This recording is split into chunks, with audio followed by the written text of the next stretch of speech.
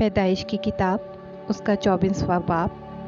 اور ابراہیم ضعیف اور عمر رسیدہ ہوا، اور خداوند نے سب باتوں میں ابراہیم کو برکت بخشی تھی۔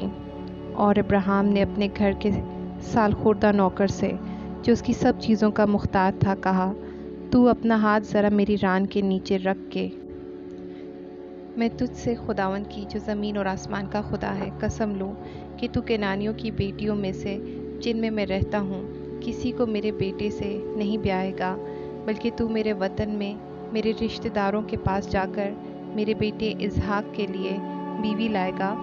اس نوکر نے اس سے کہا، شاید وہ عورت اس ملک میں میرے ساتھ آنا نہ چاہے تو کیا میں تیرے بیٹے کو اس ملک میں جہاں سے تو آیا پھیر لے جاؤں؟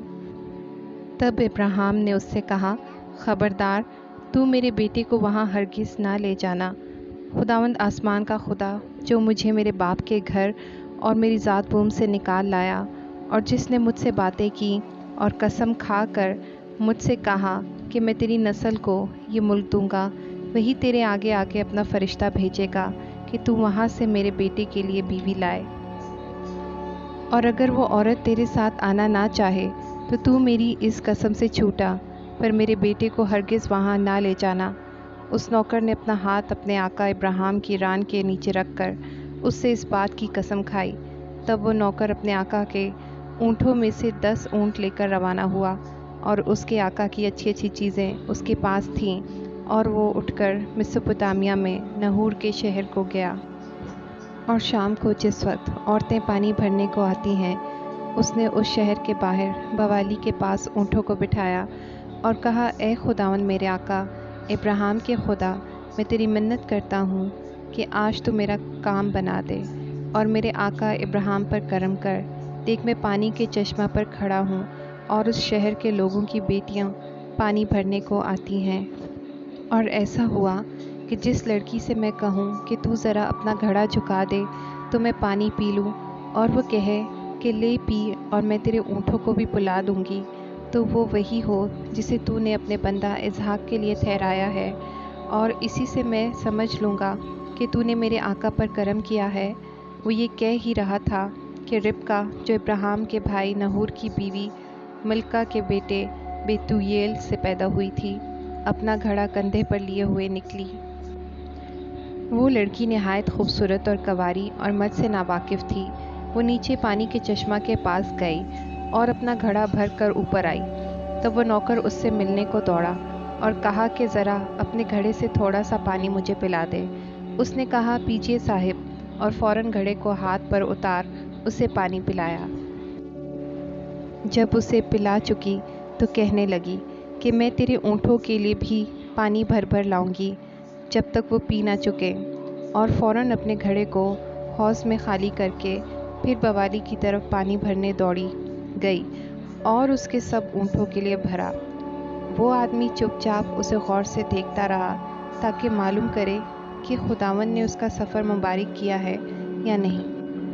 اور جب اونٹ پی چکے تو اس شخص نے نصف مسکال سونے کی ایک نت اور 10 مسکال سونے کے 2 کڑے اس کے ہاتھ کے لیے نکالے، اور کہا کہ ذرا مجھے بتا کہ تو کس کی بیٹی ہے، اور کیا تیرے باپ کے گھر میں ہمارے ٹکنے کی جگہ ہے؟ اس نے اس سے کہا کہ میں بیتویل کی بیٹی ہوں، وہ ملکہ کا بیٹا ہے جو نحور سے اس کے ہوا۔ اور یہ بھی اس سے کہا کہ ہمارے پاس بھوسا اور چارہ بہت ہے اور ٹکنے کی جگہ بھی ہے۔ تب اس آدمی نے جھک کر خداوند کو سجدہ کیا اور کہا، خداوند میرے آقا ابراہیم کا خدا، مبارک ہو جس نے میرے آقا کو اپنے کرم اور راستی سے محروم نہیں رکھا، اور مجھے تو خداوند ٹھیک راہ پر چلا کر میرے آقا کے بھائیوں کے گھر لایا۔ تب اس لڑکی نے دوڑ کر اپنی ماں کے گھر میں یہ سب حال کہہ سنایا۔ اور ربکہ کا ایک بھائی تھا جس کا نام لابن تھا، وہ باہر پانی کے چشمہ کے پاس اس آدمی کے پاس دوڑا گیا۔ اور یوں ہوا کہ جب اس نے وہ نت دیکھی اور وہ کڑے بھی جو اس کی بہن کے ہاتھوں میں تھے، اور اپنی بہن ربکہ کا بیان بھی سن لیا کہ اس شخص نے مجھ سے ایسی ایسی باتیں کہیں، تو وہ اس آدمی کے پاس آیا اور دیکھا کہ وہ چشمہ کے نزدیک اونٹوں کے پاس کھڑا ہے۔ تب اس سے کہا، اے تو جو خداوند کی طرف سے مبارک ہے، اندر چل، باہر کیوں کھڑا ہے؟ میں نے گھر کو اور اونٹوں کے لیے بھی جگہ کو تیار کر لیا ہے۔ بس وہ آدمی گھر میں آیا اور اس نے اس کے اونٹوں کو کھولا اور اونٹوں کے لیے بھوسا اور چارہ اور اس کے آدمیوں کے پاؤں بھی دھونے کو پانی دیا، اور کھانا اس کے آگے رکھا گیا۔ پر اس نے کہا کہ میں جب تک اپنا مطلب بیان نہ کر لوں نہیں کھاؤں گا۔ اس نے کہا اچھا کہہ۔ تب اس نے کہا کہ میں ابراہیم کا نوکر ہوں، اور خداوند نے میرے آقا کو بڑی برکت دی ہے، اور وہ بہت بڑا آدمی ہو گیا ہے، اور اس نے اسے بھیڑ بکریاں اور گائے بیل اور سونے چاندی اور لونڈیاں اور غلام اور اونٹ اور گدھے بخشے ہیں۔ اور میرے آقا کی بیوی سارہ جب وہ بڑھیا ہو گئی، اس سے ایک بیٹا ہوا، اسی کو اس نے اپنا سب کچھ دے دیا ہے۔ اور میرے آقا نے مجھے قسم دے کر کہا ہے کہ تو کنانیوں کی بیٹیوں میں سے جن کے ملک میں میں رہتا ہوں کسی کو میرے بیٹے سے نہ بیانا، بلکہ تو میرے باپ کے گھر اور میرے رشتہ داروں میں جانا اور میرے بیٹے کے لیے بیوی لانا۔ تب میں نے اپنے آقا سے کہا شاید وہ عورت میرے ساتھ آنا نہ چاہے۔ تب اس نے مجھ سے کہا کہ خداوند جس کے حضور میں چلتا رہا ہوں اپنا فرشتہ تیرے ساتھ بھیجے گا اور تیرے سفر مبارک کرے گا۔ تو میرے رشتہ داروں اور میرے باپ کے خاندان میں میرے بیٹے کے لیے بیوی لانا، اور جب تو میرے خاندان میں جا پہنچے گا تب میری قسم سے چھوٹے گا۔ سو میں آج پانی کے چشمہ پر آ کر کہنے لگا، اے خداوند میرے آقا ابراہیم کے خدا، اگر تو میرے سفر کو جو میں کر رہا ہوں مبارک کرتا ہے تو دیکھ میں پانی کے چشمہ کے پاس کھڑا ہوتا ہوں، اور ایسا ہو کہ جو لڑکی پانی بھرنے نکلے اور میں اس سے کہوں کہ ذرا اپنے گھڑے سے تھوڑا پانی مجھے پلا دے، اور وہ مجھے کہے کہ تو بھی پی اور میں تیرے اونٹوں کے لیے بھی بھر دوں گی، تو وہ وہی عورت ہو جسے خداوند نے میرے آقا کے بیٹے کے لیے ٹھہرایا ہے۔ میں دل میں یہ کہہ ہی رہا تھا کہ ربکا اپنا گھڑا کندھے پر لیے ہوئے باہر نکلی اور نیچے چشمہ کے پاس گئی اور پانی بھرا۔ تب میں نے اس سے کہا ذرا مجھے پانی پلا دے۔ اس نے فوراً اپنا گھڑا کندھے پر سے اتارا اور کہا لے پی اور میں تیرے اونٹوں کو بھی پلاؤں گی۔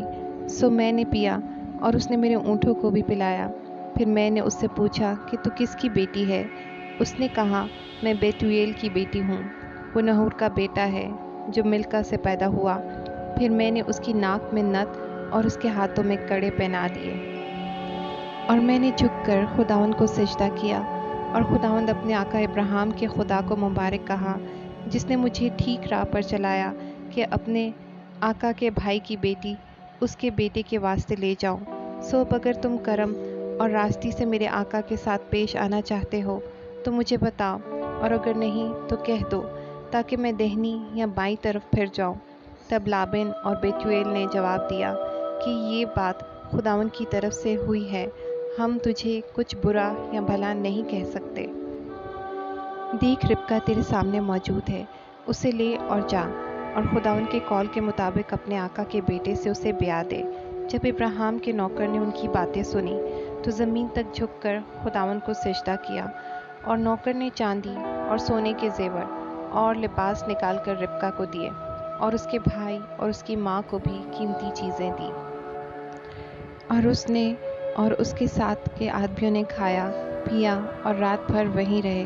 صبح کو وہ اٹھے اور اس نے کہا کہ مجھے میرے آقا کے پاس روانہ کر دو۔ ربکا کے بھائی اور ماں نے کہا کہ لڑکی کو کچھ روز کم از کم 10 روز ہمارے پاس رہنے دے، اس کے بعد وہ چلی جائے گی۔ اس نے ان سے کہا کہ مجھے نہ روکو، کیونکہ خداوند نے میرا سفر مبارک کیا ہے، مجھے رخصت کر دو تاکہ میں اپنے آقا کے پاس جاؤں۔ انہوں نے کہا ہم لڑکی کو بلا کر پوچھتے ہیں کہ وہ کیا کہتی ہے۔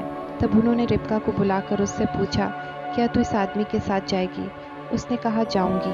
تب انہوں نے اپنی بہن ربکا اور اس کی دائیا اور ابراہیم کے نوکر اور اس کے آدمیوں کو رخصت کیا، اور انہوں نے ربکا کو دعا دی اور اس سے کہا اے ہماری بہن، تو لاکھوں کی ماں ہو اور تیری نسل اپنے کینہ رکھنے والوں کے پھاٹک کی مالک ہو۔ اور ربکا اور اس کی سہیلیاں اٹھ کر اونٹوں پر سوار ہوئیں اور اس آدمی کے پیچھے ہو لیں۔ سو وہ آدمی ربکا کو ساتھ لے کر روانہ ہوا، اور اسحاق بیرلہی روئے سے ہو کر چلا आ रहा था क्योंकि वो जनूब के मुल्क में रहता था। और शाम के वक्त इसहाक सोचने को मैदान में गया, और उसने जो अपनी आंखें उठाई और नज़र की तो क्या देखता है कि ऊँट चले आ रहे हैं। और रिबका ने निगाह की और इसहाक को देखकर ऊँट पर से उतर पड़ी, और उसने नौकर से पूछा कि ये शख्स कौन है जो हमसे मिलने को मैदान में चला आ रहा है। उस नौकर ने कहा, ये मेरा आका है। तब उसने बुर्का लेकर अपने ऊपर डाल दिया। नौकर ने जो जो किया था सब इसहाक को बताया, और इसहाक रिबका को अपनी माँ सारा के डेरे में ले गया। तब उसने रिबका से ब्याह कर लिया और उससे मोहब्बत की, और इसहाक ने अपनी माँ के मरने के बाद तसल्ली पाई। इस कलाम के पढ़े जाने पर और तमाम सुनने वालों पर खुदा पाक की कसरत से बरकत हो। आमीन।